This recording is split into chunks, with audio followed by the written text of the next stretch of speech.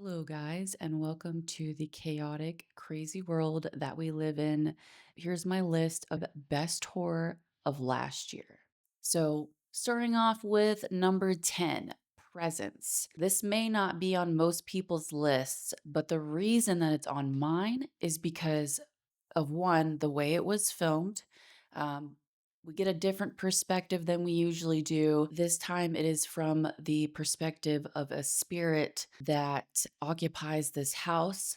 There's a new family that moves in. Basically, all of the scenes are the spirit witnessing different things that happen within the family. I think that was very refreshing. However, I will say oftentimes I did feel dizzy because of how shaky it was. If you have an issue with motion sickness at all, you may get a little bit nauseous at random parts of the film. So just beware of that. But other than that, I think the movie itself had a really good message at the end. I really enjoyed this film a lot more than I anticipated.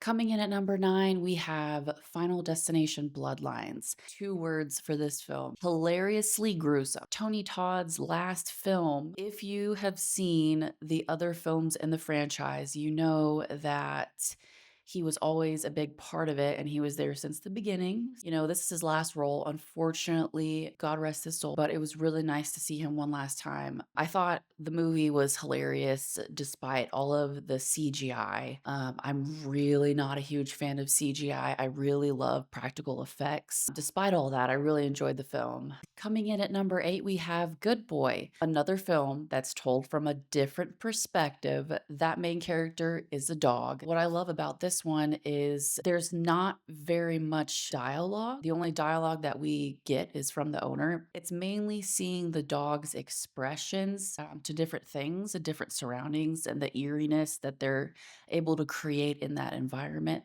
that really does it for me. Now, behind the scenes, I know it was incredibly hard because it took multiple years for them to film it because they were training the dog the whole time. And that to me earns major respect. There's a lot of work that goes into dog training or animal training in general. And coming in at number 7, we have The Long Walk. The reason why I put this on my list is because I think the acting was top tier from the two main characters, especially. The friendship they developed while walking till death because only one could win. You have to keep walking until you're not walking anymore. There's no finish line, there's no set amount of miles. You're walking until you literally drop dead. And just with that sense of dread, I would have been dead like 100 and something miles ago. Like, I would not have lasted that long. Honestly, I probably would have been the character that literally shit themselves. In all seriousness, I really did enjoy that movie. I think the acting was probably what really got me to enjoy this film. The ending was pretty sad, but it was also bittersweet at the same time. And next up, we have my cat, Ariana, who's deciding to video bomb me right now. Can you move, girl?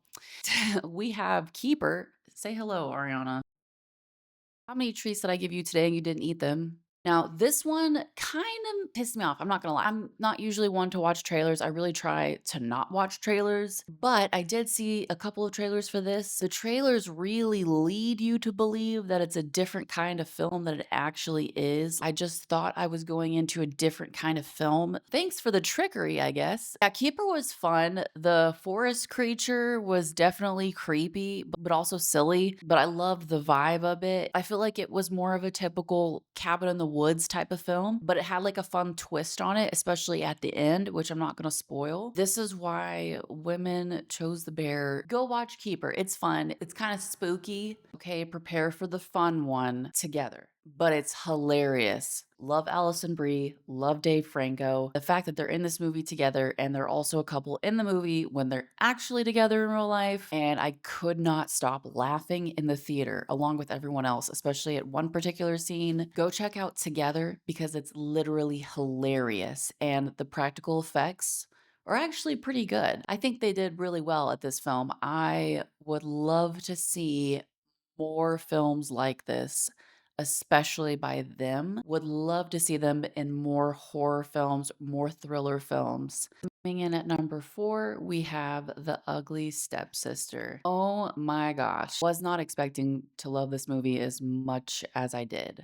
This is not your typical Cinderella story. This is literally told from the stepsister's perspective. You get to see the atrocities on their side, the unrealistic beauty standards, and everything that they have to do, all the pressure that's put on them to be better than Cinderella, and they're still not better than Cinderella. The weird ass cosmetic procedures that literally makes her look worse and not better. The tapeworm, dude. How could anybody want to consume a tapeworm, especially after seeing this film? Yeah, you'll become a skinny queen, but at what cost? This film was fun. It was gruesome.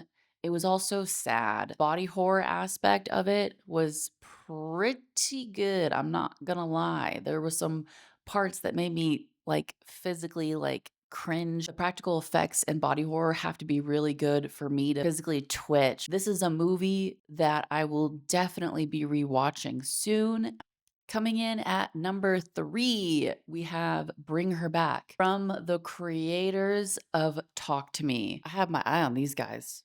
I'm going to give them actual props for casting an actress with an actual disability that the character also has. She really has trouble seeing. And I think that's what makes it really creepy to me, made it feel so much more real and believable, obviously, makes you feel unsettled. There was a couple of times in the film where I was like on the edge of my seat, wondering, okay, what's going to happen next? I really hope XYZ doesn't happen. Yeah, I really enjoyed that film. So I'm actually really excited to see what those brothers put out next. So up next, we have The Housemaid starring Sydney Sweeney and Amanda Seyfried. Believe it deserves to be on this list because it's at least a thriller and it's wildly entertaining. No, I haven't read the book, but I definitely should. I went in completely blind, not knowing the story. But I think that both Sydney Sweeney and Amanda's acting, especially Amanda, was